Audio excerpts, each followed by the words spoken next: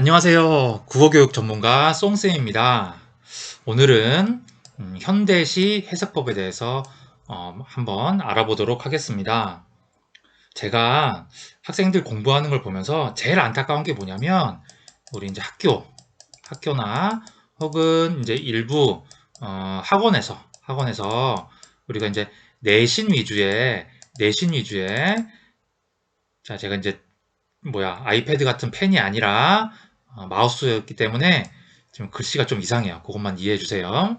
자, 내신 위주의 공부를 하게 됩니다. 그러니까는 시 하나가 나오면 그거에 대한 뭐 갈래부터 시작해서 작가니, 뭐 성격이니, 소재니, 뭐 제재니, 주제니, 표현 방법이니 하는 거를 달달달달 외워요.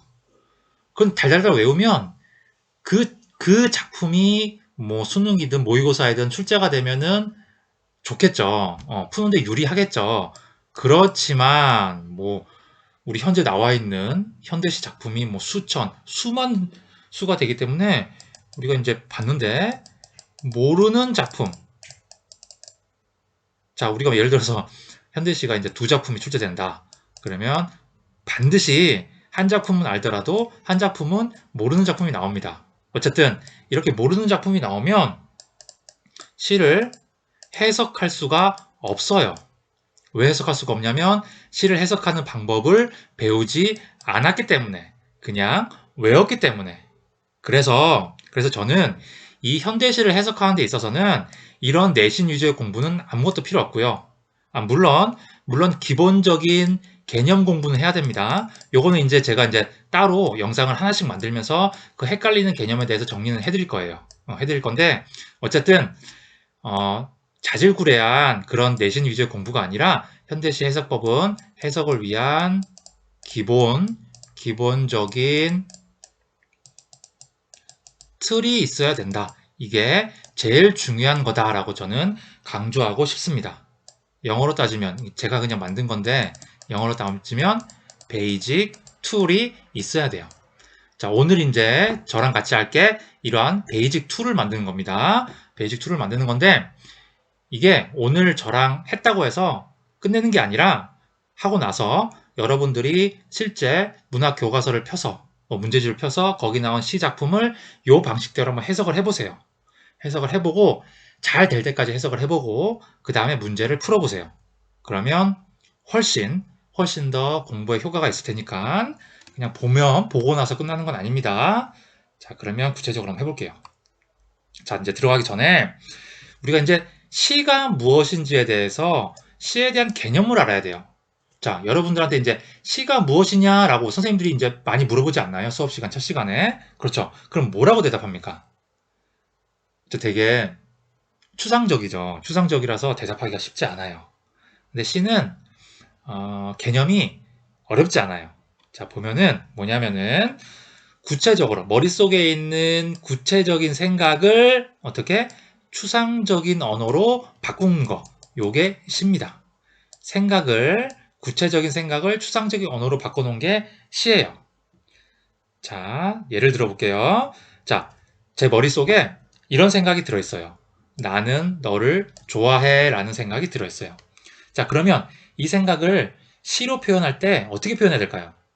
그냥 예를 들어서 좋아하는 친구한테 고백을 한다고 생각해 보세요. 그러면 그 친구한테 편지를 쓰는데 나는 너를 좋아해라고 직접적으로 표현할 수도 있죠. 물론 있지만 이걸 시적으로 표현하려고 하면은 나는 너를 좋아해라고 하는 게 아니라 좀 다르게 표현해야 되겠죠?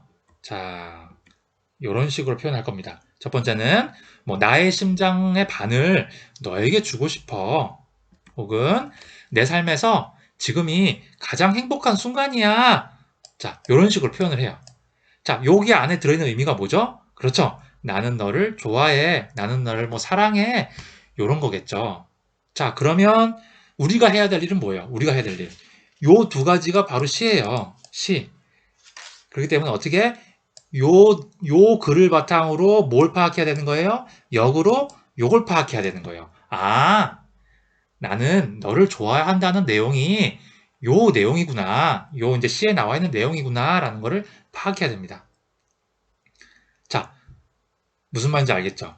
그쵸? 시라는 거는 머릿속에 있는 구체적인 생각을 추상적인 언어로 표현하는 거예요.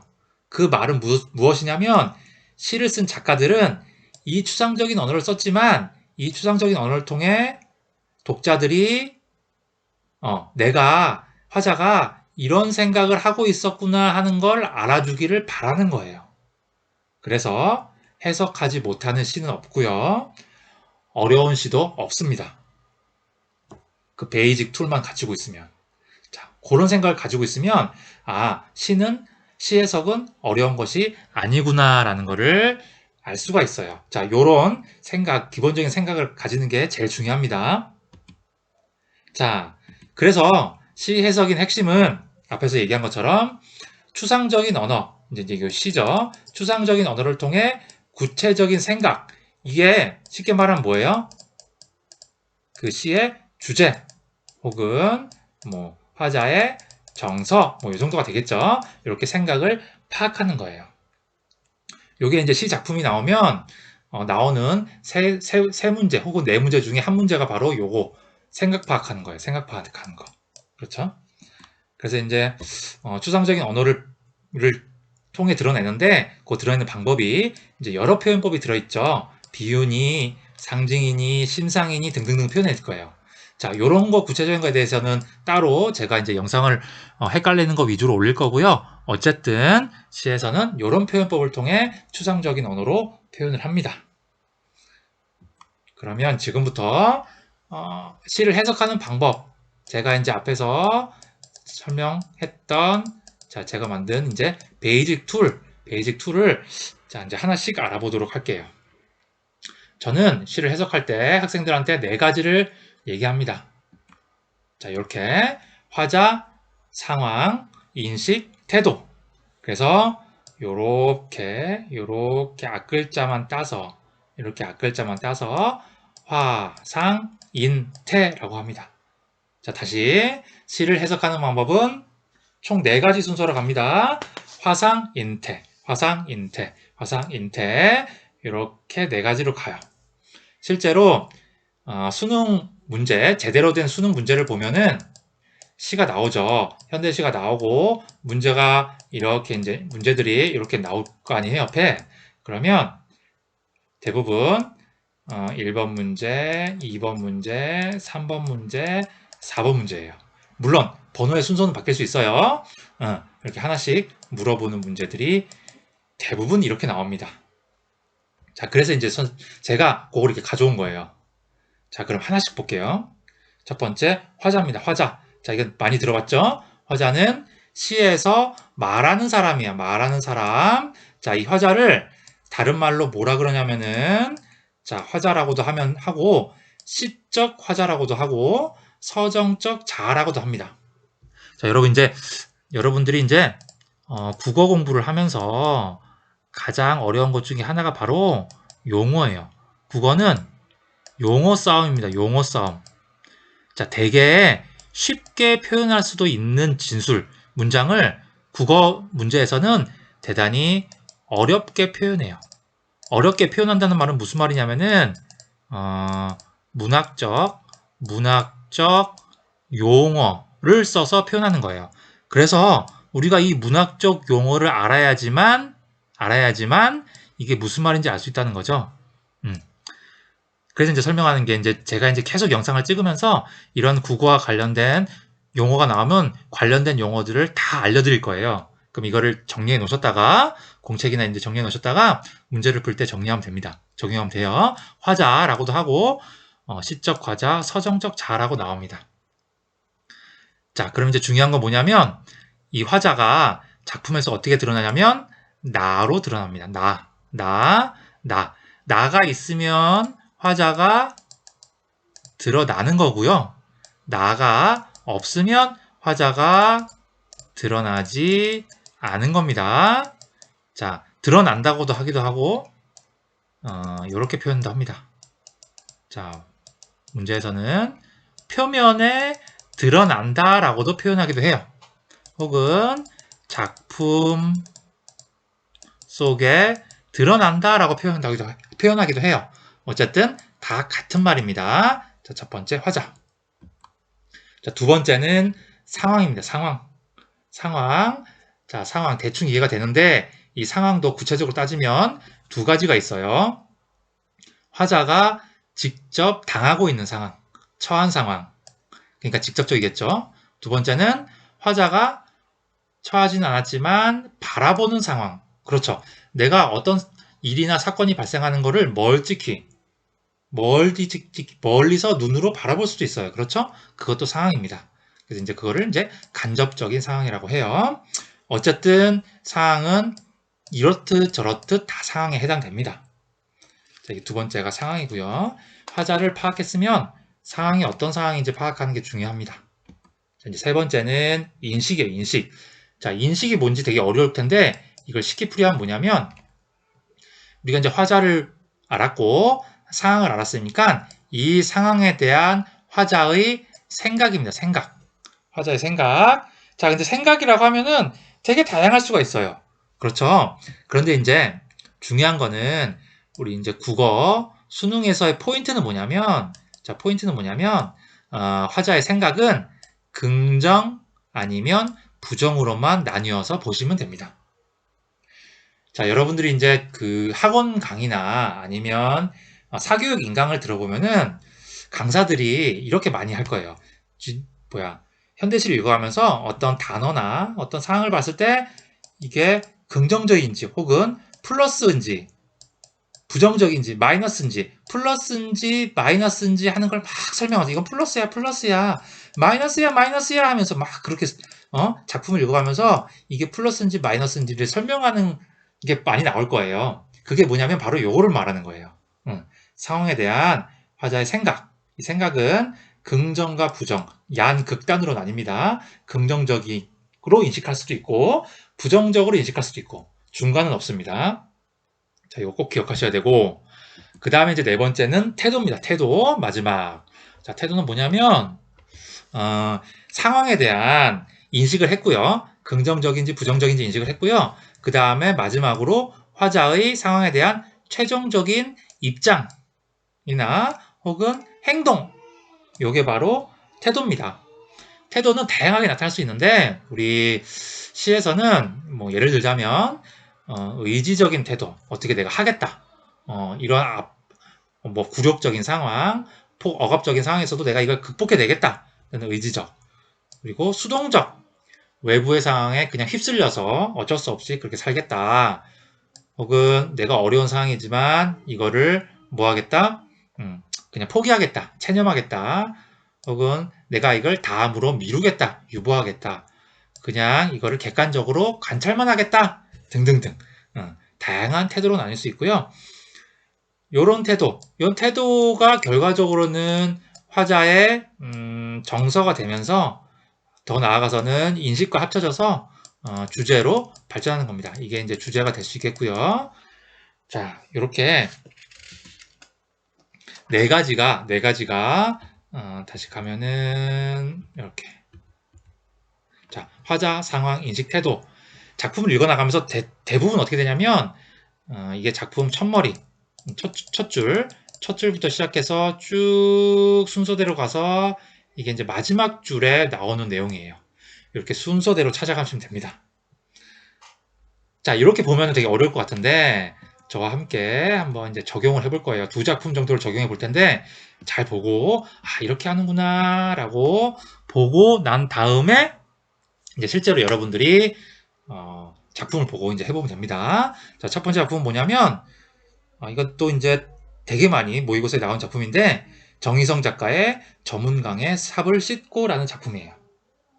자, 그러면 일단 자, 요걸 제가 한번 읽어볼 테니까 제가 읽는 동안 자, 화자, 상황, 인식, 태도를 한번 여러분들이 찾아보세요. 한번 이제 동영상을 멈추고 찾아도 됩니다. 제가 한번 읽어볼게요. 흐르는 것이 물뿐이랴. 우리가 저와 같아서 강변에 나가 삽을 씻으며 거기 슬픔도 퍼져버린다. 일이 끝나 저물어 스스로 깊어가는 강을 보며 쭈그려 앉아 담배나 피우고 나는 돌아갈 뿐이다. 삽자루에 맡긴 한 생애가 이렇게 저물어서 색강 바닥 썩은 물에 달이 뜨는구나. 우리가 저와 같아서 흐르는 물에 삽을 씻고 먹을 것 없는 사람들의 마을로 다시 어두워 돌아가야 한다. 자, 그러면 화자 상황. 자, 화자 상황 인식 태도. 자, 요 네 가지를 한번 찾아보도록 할 텐데, 자, 하기 전에 중요하게 생각할 게 있어요. 자, 이거 네 가지를 찾을 땐 절대로 감으로 찾는 것이 아닙니다. 자, 이제 흔히들 선생님들 중에서도 이런 사람들이 많은데 국어는 감으로 푸는 거야. 뭐 책을 많이 읽으면 국어를 잘 풀 수 있어. 공부를 아무리 열심히 해도 국어 점수는 오르지 않아. 개개인의 능력이야 라고 하는 사람이 있는데 그거는 국어 공부를 제대로 하지 않은 사람이에요. 국어는 감으로 푸는 게 아닙니다. 어떻게 푸는 거예요? 어떤 결과가 나오면은 판단에 근거가 반드시 있습니다. 요 근거를 찾아야 돼요. 그렇죠. 왜냐하면은 수능이라는 객관적인 평가를 봐야 되는데 아무 근거 없이 그거를 감으로 푼다는 거는 말도 안 되는 소리입니다. 자, 그래서 여기 작품에서도 화자 상황 인식 태도를 찾을 때 그 근거를 찾아야 돼요. 자, 요거를 생각해 보면서 한번 볼게요. 첫 번째, 화자. 화자는 뭘 찾으라고 했죠? 그렇죠. 나가 있는지를 찾으라고 했죠? 여기에 나가 있죠. 나가 있고요. 그 다음에 여기 우리라는 말도 있죠. 이 우리는 뭐예요, 결국? 나랑 너랑 합쳐진 게 우리잖아요. 그렇죠? 우리도 있고 나도 있기 때문에 화자는 존재합니다. 나로서 존재하고요. 그러니까 화자가 겉으로 드러난 거예요. 자, 두 번째 상황. 자, 상황을 봅니다. 화자가 어떤 상황에 처해 있는지를 보세요. 자, 보면은 자, 뭐 하고 있어요, 화자가? 강변에 나가서 뭐 하고 있어요? 삽을 씻고 있고 삽을 씻으면서 씻고 나서 뭐 하고 있어? 돌아가고 있어요. 그렇죠? 강변에 나가서 삽을 씻고 담배 피우고 이러고 있죠? 자, 뭐 하고 있어요? 쉽게 말하면 강에 나가서 삽을 씻고 난 뒤에 다시 뭐 하고 있어? 돌아가고 있습니다. 강에 나가 삽을 씻고 난 다음에 돌아가고 있어요. 그렇죠? 자, 그러면 이 상황에 대한 화자의 인식을 볼게요. 화자의 인식. 일단은 그거부터 물어볼게요. 긍정적인 것 같나요? 부정적인 것 같나요? 그냥 감이 아니야. 감이 아니야. 작품 속에서 긍정인지 부정적인지에 대한 근거를 찾아야 돼. 자, 저는 찾았어요. 어디 있어요? 그렇죠. 요거 있죠. 요거. 슬픔. 슬픔이 있잖아요. 슬픔. 직접적으로 화자의 감정이 드러났잖아요. 그쵸? 슬픔. 자, 여기다가 또 뭐가 있어? 화자가 뭐 하고 있어? 쭈그려 앉아. 편하게 앉는 것도 아니고 쭈그려 앉아서 담배를 피우고 있어요. 쭈그려 앉아서 담배를 피우고 있다는 거는 유쾌한 일은 아니잖아. 그쵸? 우리 생각해봐. 우리 생각해보면은 담배를 피더라도 뭐 당당하게 피우면 좋은데 쭈그려 앉아서 구석진 데서 피고 있는 거야. 우리 골목길 막 이런 데서. 거기 골목길에서 쭈그려 앉아 담배 피고 있는 사람 보면 여러분들 어떤 생각이 들어요? 좋은 생각은 들지 않죠. 그쵸? 요런 상황을 봤을 때 화자의 이 상황에 대한 인식은 어떻다? 그렇죠. 부정적이다. 화자는 지금 화자가 처해 있는 상황에 대해서 부정적으로 인식하고 있구나라고 알 수가 있습니다. 자, 그 다음에 태도를 볼게요. 자, 태도는 주로 어디 나타나냐면 태도는 화자 상황 인식까지 간 다음에 주로 마지막 연 혹은 마지막 줄에 되게 많이 나옵니다. 왜냐하면 상황이나 인식을 다 보여준 다음에 결과적으로 화자가 어떻게 행동하고 또 어떤 입장을 취할 건지가 드러나기 때문에 그런 거거든요. 그러면 볼게요. 어떻게 드러나냐면 자, 보세요. 마지막 보면 먹을 것 없는 사람의 마을로 다시 어두워 돌아가야 한다라고 했어요. 그렇죠? 자, 첫 번째 부분에도 나는 삽을 씻고 난 다음에 슬퍼서 담배 피우고 나서 어떤 행동을 하지 않고 그냥 다시 돌아가고요. 자, 두 번째 부분에서도 뭐 저와 같아서 삽을 씻고 먹을 것 없는 사람들의 마을로 다시 아무것도 하지 않고 다시 돌아가야 돼. 그 말은 뭐야? 다시 내가 살고 있는 원래 삶의 공간으로 돌아가야 된다라는 말이라는 거는 자, 뭐 하겠다? 내가 변하지 않고, 변화하지 않고, 체념, 혹은, 수용하겠다라는 모습을 보여주고 있는 거예요. 내가 처한 현실이 슬프지만, 체념하겠다, 혹은 그냥 받아들이겠다라는 것을 알 수가 있습니다. 자, 이렇게 하면은 해서 끝난 거예요. 그러면 요 관련돼서 나오는 문제, 세 문제 혹은 네 문제를 모두 풀 수 있을 겁니다. 하나만 더 해볼게요. 마지막으로 두 번째 문제. 자, 나태주 시인의 촉이라는 작품입니다. 자, 이거 되게 처음 보는 분들도 많을 텐데, 자, 시는 간단해요. 나태주 시인은 간단한 시를 많이 쓰기 때문에, 자, 제가 읽어볼 테니까 또 화자 상황 인식 태도를 찾아보세요. 무심히 지나치는 골목길. 두껍고 단단한 아스팔트 각질을 비집고 솟아오르는 새싹의 촉을 본다. 얼랄라 저 여리고 부드러운 것이 한 개의 촉 끝에 지구를 들어올리는 힘이 숨어 있다. 자, 이제 찾아볼게요. 화자 상황, 인식 태도. 자, 앞에 거보다 쉽나요? 어렵나요? 쉬운 분들도 있고 어려운 분들도 있을 텐데, 자, 볼게요. 화자는 나를 찾으라 했죠. 나나 우리. 자, 찾아보세요. 없지요? 화자는 없어요. 없다는 말은 아예 존재하지 않는다는 소리는 아니고 뭐한다? 화자가 드러나지 않는다는 겁니다. 시에서 화자는 있어요. 있는데 드러나지 않는 거예요. 자, 두 번째. 상황. 자, 어떤 상황인가요? 자, 보면은 뭐 하고 있어요? 비집고 솟아오르는 새싹의 촉을 뭐하고 있다? 보고 있다. 화자가 보고 있네요. 제가 얘기했죠. 보고 있는 것도 상황에 포함된다고. 자, 솟아오르는 새싹. 자, 아스팔트의 그 딱딱한 아스팔트를 비집고 솟아오르는 새싹을 보고 있는 상황입니다. 자, 그러면 이제 인식. 자, 이렇게 비집고 올라오는 새싹을 보면서 어떠한 인식이 드는지. 자, 이게 긍정일까요? 부정일까요? 일단은 어떻게 생각 들어요? 긍정이라고 생각이 들죠. 저도 긍정이라고 생각이 들어요. 그러면 이제 긍정인 이유를, 근거들을 찾아야 되겠죠. 자, 첫 번째 보면은, 자, 이렇게, 단단한 각질을 비집고 뭐 하고 있어요? 솟아오르고 있어. 솟아오르고 있어. 자, 솟아오르고 있어. 뭔가 솟아오른다는 느낌이 어떤 느낌을 주나요? 해가 솟아오른다. 라고 많이 듣죠. 그죠? 껌껌한 밤에서 해가 솟아오른다. 그쵸? 그 다음에 단단한 아스팔트를 비집고 새싹, 생명이 솟아오른다. 그리고 이 솟아오르는 게 뭐예요? 여리고 부드러운데 그 속에 뭐가 들어있어요? 힘이 들어있어요. 그렇죠? 그렇기 때문에 이 새싹을 보는 화자의 인식은 어때?